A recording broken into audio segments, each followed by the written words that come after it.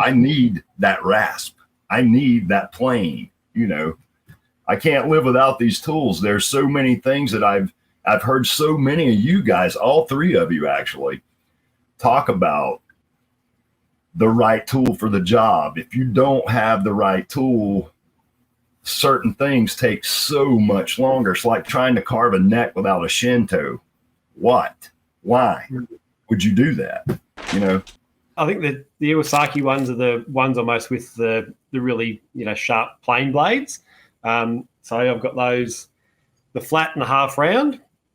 I don't know what size they are, and then I've got like a little tiny half round one. So they're the ones that when you use them, you get, if you get the grain direction right, it's just super. It's like a sharp plane, and then you put sandpaper over the top and you scuff it up. But carving your neck, I was using the other day on the body, so you get a knife and it's just super smooth. But then you move on the next section and you get the grain in the wrong direction, and it scuffs that bit up. So, but I use one of the Stumac Dragon rasps.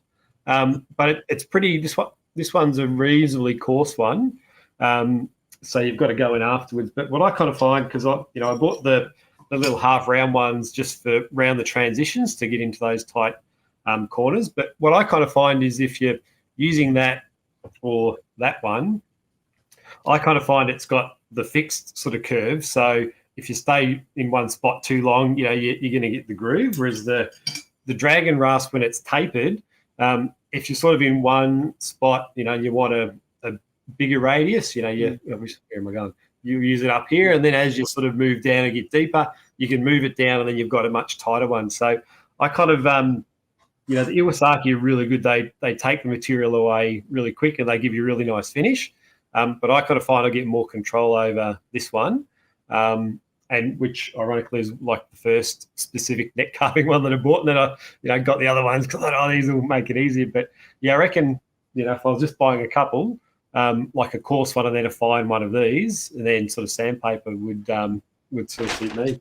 I don't have a spindle sander, and I really definitely need one because I'm doing it with dodgy stuff at the moment. Yep. Yeah, mine, that was something, early-ish purchase that I got, and that's probably the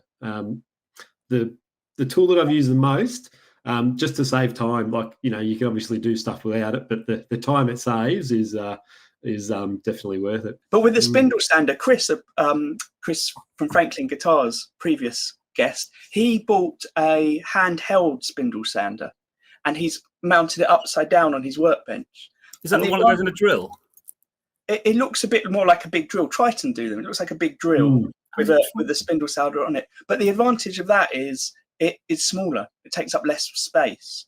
So it may not be quite as good as a big sort of a workshop-based one.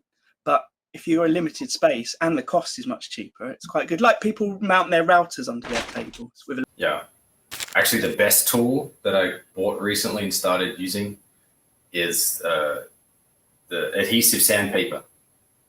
That saves, I don't have a lot of time to do building. That's a lot of other things that take up my time. So not wasting it trying to masking tape and super glue sandpaper onto everything. I just rip it off, put a new one on. That's been really cool. It was years ago. I got a roll of stuff that I'm pretty sure it was 220 grit, but it was a roll of adhesive sandpaper specifically for my radius block, and I still haven't run out. I've been terrified of the day that I have to reorder that stuff. Probably about a year ago, I did this. Is actually ordering good quality sandpaper.